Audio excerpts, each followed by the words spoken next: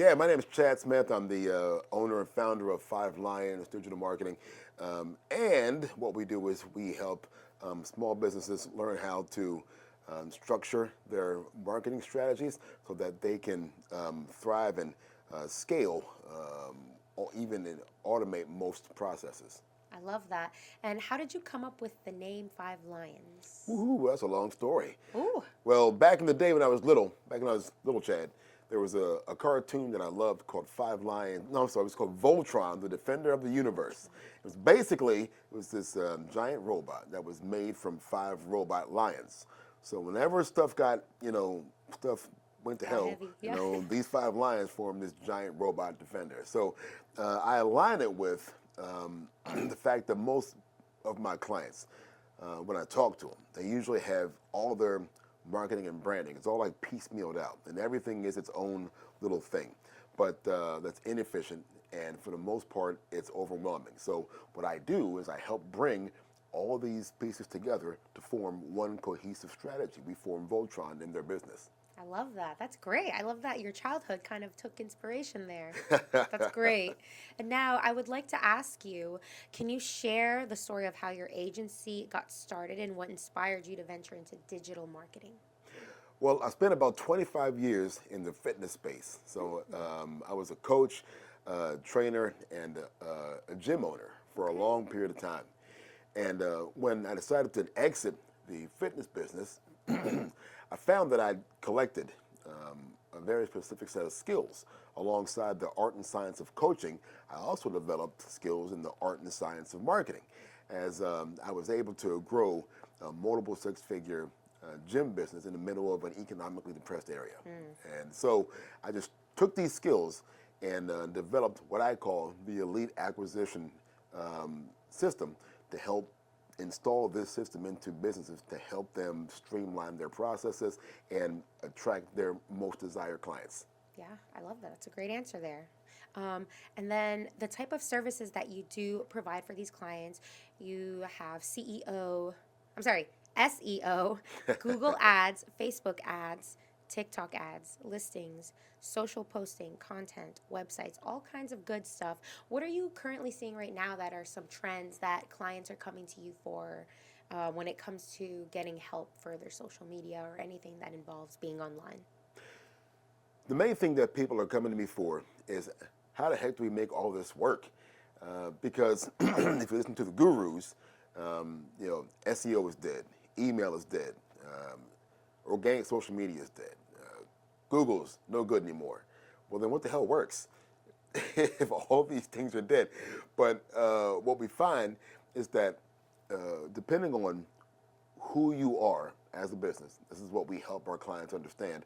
What's the DNA of the brand that you are creating? Yeah. What's the brand of your business? And then who's your ideal client?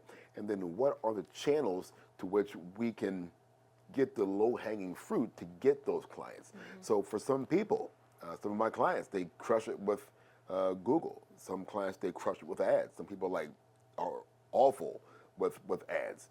With my B2B clients, LinkedIn's the way to go. So it just depends on who they are, who they want to work with, what they offer, and then what the best channel is. So we just help them find the path that's going to get them the most consistent wins. Yeah, I love that. I absolutely do.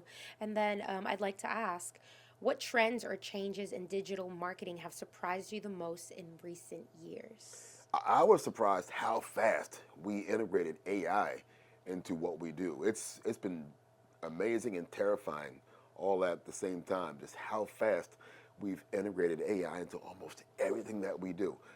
It's firmly entrenched into search now. It's firmly entrenched into ads now. It's entrenched into everything except organic. So, and people are wondering, like, how do I leverage the power of AI to help grow my business? Yeah. And we've been working with various AI platforms, working with how to leverage it for a number of years now, kind of like undercover. And I feel like we're ahead of the game when it comes to leveraging AI in a lot of the things that we do. It's definitely made processes shorter. It's definitely made things that were expensive and complex a lot less expensive and a lot less complex. So Yeah. definitely the integration of AI into one's marketing plan, it has changed the game for good. Oh, for sure. Yes. And at the speed of light, too, it seems, right? It's just like Yeah. every day you wake up and it's like, there's this new AI tool that can fix this or add this or take, and it's just like, oh my gosh, like slow down one day I at a time. know, and slowing down is probably appropriate Yes. because uh, the main issue with AI is just um, human nature is over adoption, I think. Hmm. So I think you really have to, and there's so many tools, and you have to decide what tools make sense Hmm. for you, for what aspect you want to employ in your work. Like it should never become its own employee. You know, it should always work for you. So Yes. that's my take on I things. love that. No, I agree. I'd like to ask you about marketing. What is something that you are doing since you're a guru yourself in this Oh. industry? What do you like, or what is working, or what have you found isn't working for you when it comes to getting your name out there? Are you an avid social media user? Are you more video? Are you more photos, or putting posts up there with info? A mix? Talk to me about that. You know, what's really working for me personally, I'll talk about two things. What's working for me personally is having more organic conversations with people who are my ideal client. The more conversations I have, the more business I do.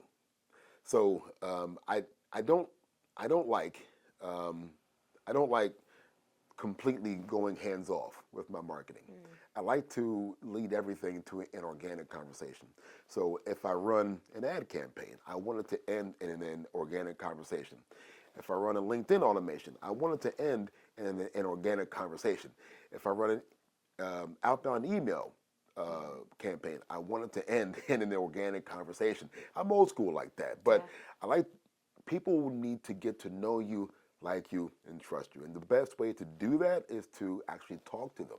Yes. It, Simple as that, but as kind of simple a as hard that. concept for some people. Right. And I feel like people that avoid these organic conversations, I feel like they're really doing themselves and their clients a disservice by not creating understanding between two actual human beings.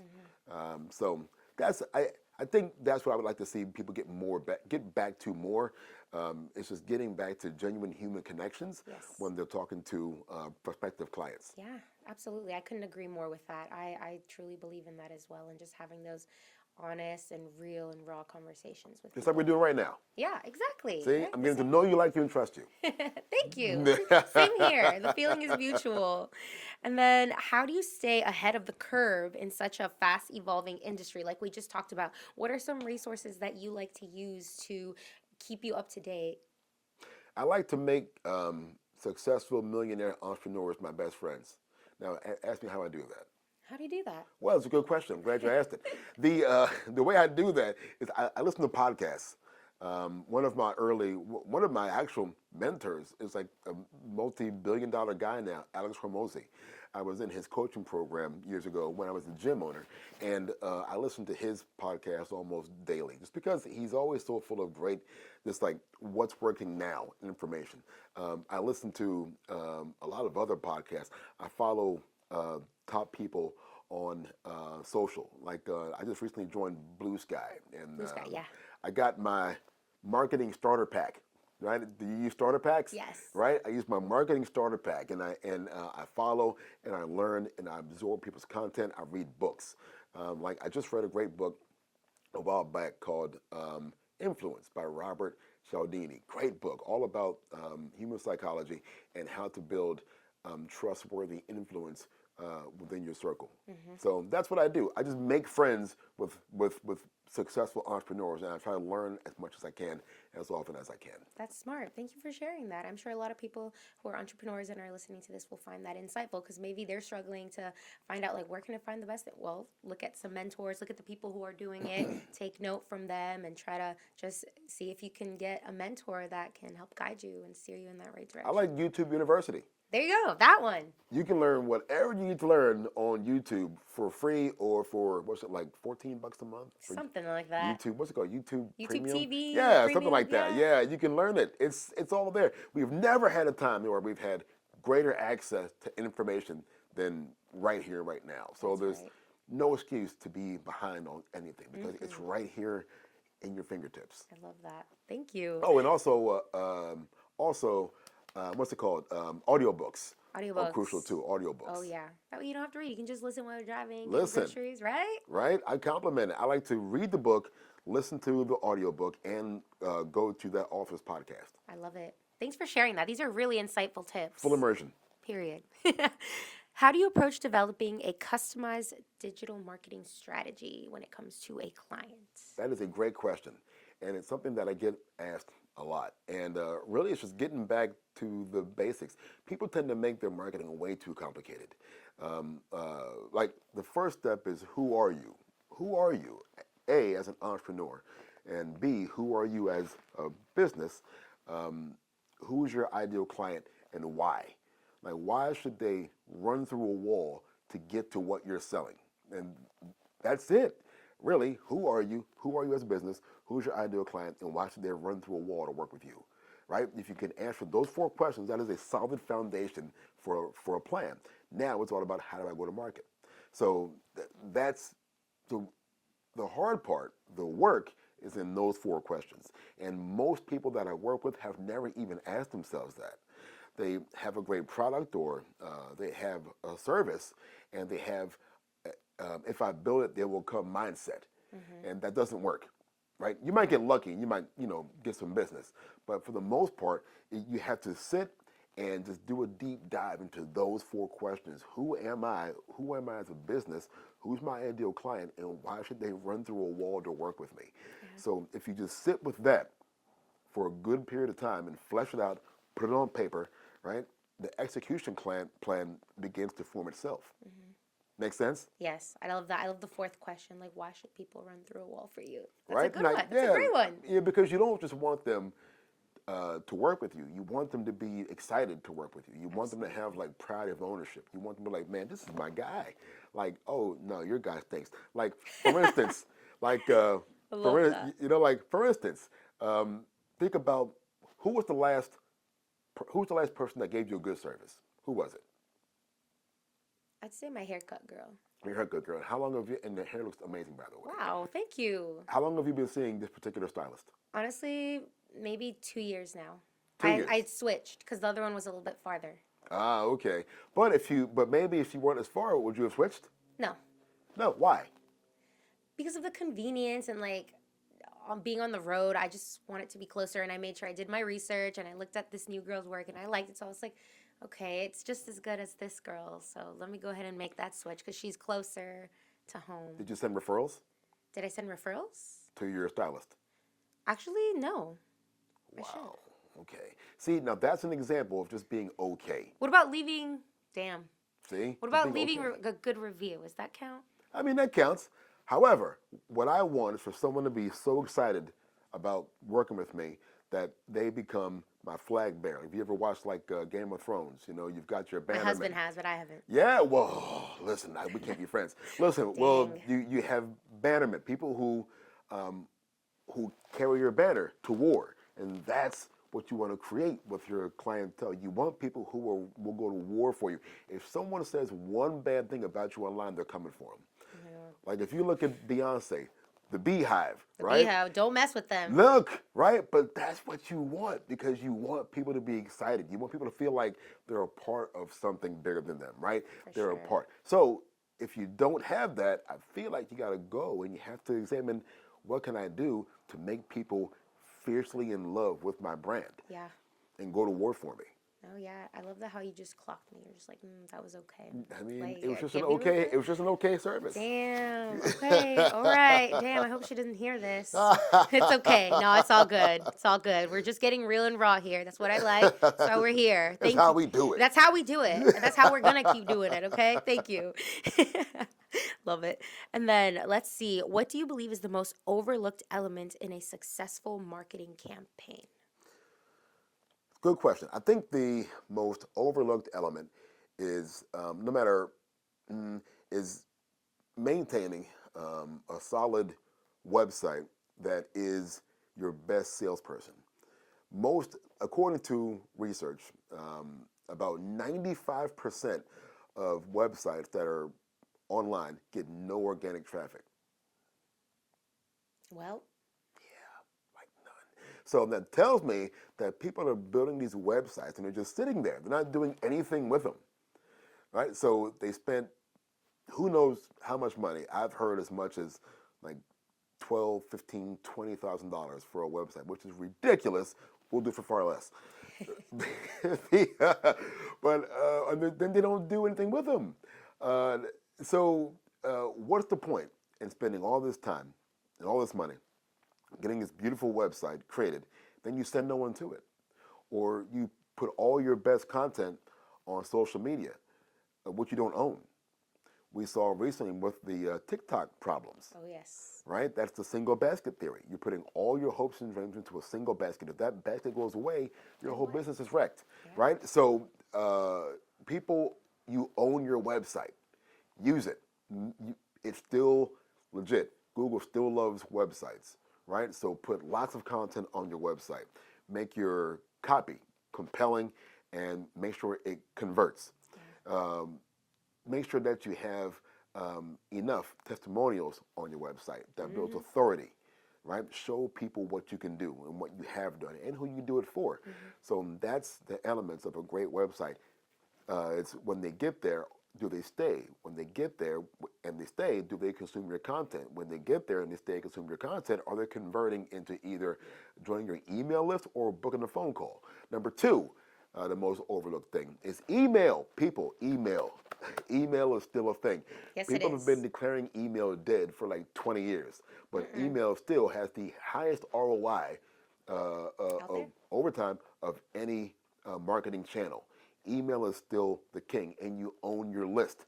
Like no matter what happens, you own your list. You can take your list to dozens of various email marketing platforms. It's still your list, right? Yeah. So Can't take it away. if you took away everything, if you take away social media, if you take away like the newspaper, if you take away whatever you want to take away that people are using nowadays, if you own the email list, you can restart your business from zero if you have a solid list.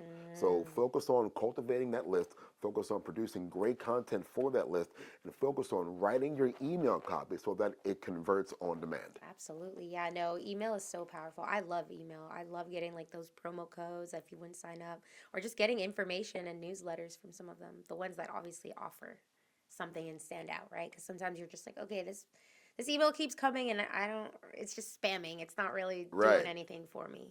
And email's evolving. Like we're looking, what's working right now with email is making more interactive emails. So that might be interactive quizzes. That might be like any kind of. There's lots of interactive content that you can build into the emails now. So definitely experiment around with that. For sure, yeah. Thank you. So much good insight here. I'm glad you came. I'm glad you I'm came. glad I came too. I appreciate it. Yeah, of course. And then let's see. How important is storytelling in digital marketing and how do you help clients craft their brand's narrative? Whoever tells the best stories wins. Period. Point blank. Period. Whoever tells the best stories wins. One where I learned this it was years ago. It was during the I can't even remember what Super Bowl it was, but I think it was a Ford. I can't even remember. It's such a long time ago, but I think it was a Ford or a Chevy commercial. Okay. You probably don't know who this guy is, Paul Harvey, right? No, you have no idea. You're like 19. Now the Paul Harvey, he's one of the great orators of our time. He had a radio show for a long time. He passed away years ago, but he was a brilliant speaker, and he had a famous speech called "The Farmer." And this commercial, it was gritty. It didn't have any music behind it. It was just scenes of farmers working with this particular truck. And it had Paul Harvey's speech playing. And it was so powerful. And it was just telling a story. They weren't talking about torque. They weren't talking about hauling capacity. They weren't talking about this Hemi engine. It was just Paul Harvey telling a story. And it was one of the most highest viewed videos on YouTube that year, and it was just telling a story. Like, stop talking about the features. Stop talking about the benefits of what you do. Start talking more about the transformation that it made in your clients' and customers' lives. Yeah. Start talking about if you sell life insurance. Start talking about the stories that you know about where your life insurance that you sell actually kept a family's home in their family because they Yes. had life insurance at the time they needed it. If you're a therapist, start talking about the families that you've kept together because people had got the treatment that they needed when they needed it. So Yes. whatever you do, tell stories. Yes. I don't know. It doesn't really matter what religion you may like identify to or whatnot. But if you think about it, they call it the greatest story ever told, like the Christian Bible, and it's lasted for thousands of years. It sure has. That should tell you the power of a The story. power of story for sure. Exactly. Wow. You're like expanding like the way I'm thinking because I don't think of things in that way and you're just like think of the Bible and you're like my gosh that book has been around so long. It's a story. It's not like glitz and glamour. It's like just the raw real story of It's it. It's what happened. the greatest story ever told. And if you think about like wars were fought over that story. Oh yes. Oh If you think yes. about it, so that tells you the power of a story, and that's when you have even your own personal story. So your personal story tends to be your best selling point to your clients because they can identify with you. Yeah. So most people get involved in a certain um, venture because of their personal story. So but people are so afraid to share it. Mm-hmm. But I'm like, but that's what's going to differentiate you from your From the others. competitors Yeah. because they're afraid to tell their story. And when you become brave enough to tell your own story, right? People are Yeah. like, oh, wow, yeah, man, yeah, I relate to that. I've been through the same thing. Yeah, I get that. Like, I've had a failed business, because of the things that I help to teach my clients to avoid doing what I did and do this better than I did, Yeah. right? This is what I've learned from that. And this is why I can help you create a shorter distance between startup and success because you won't make these same mistakes. Yeah. Make sense? Yes, it makes absolute sense. Stories is way more powerful than we think. Even Look, if we're scared to say them, you better say them or practice because that's going to exactly. be what's going to differentiate you, like you And that's said. what tell stories of all your successes. Tell your stories of your failures. Tell your stories of what you're doing right now to help grow your own business. Tell the stories of, man, well, that didn't work. Let me tell you a story about it. Let Yeah. me.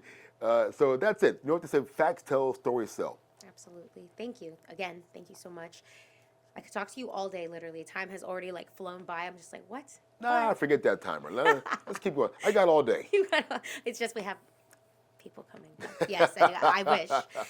Is there anything that I have not touched on that perhaps you would like our listeners to know about you or your business, or maybe you've got a product coming out, maybe you're writing a book? Take this opportunity to talk about those things. Oh wow, I've got so much stuff going on right now. But one thing is that I was selected to be a part of the Constant Contact Local Expert program. So I'm officially a certified Constant Contact. That's the OG email marketing platform. So they restarted their local expert program. So they'll be tapping us to help spread the word about what the power of digital marketing is. So it's a great partnership. I'm really excited to be attached to their brand. So look out for me in your hood. That is awesome. Already big things for 2025. We Big just things started. coming up. I love speaking. I love teaching. So, if you need a dynamic speaker to come in and teach your crew how to get it done in the marketing world, let me know. I'm all in. Love it. Thank you. And where can people find you? Where's the best place to reach out to you? All over the place. I'm all over social media. Look for Chad W. Smith in Frederick, Maryland, or hit the website www.5lionsmarketing.com. No numbers, all words. Love it. Last question. Is there a goal for 2025 that you have kind of planted the seeds for, or anything that you're hoping to achieve this year with your business that you'd like to share? My goal, my big goal this year, is to write my first book. So that's the big goal this year.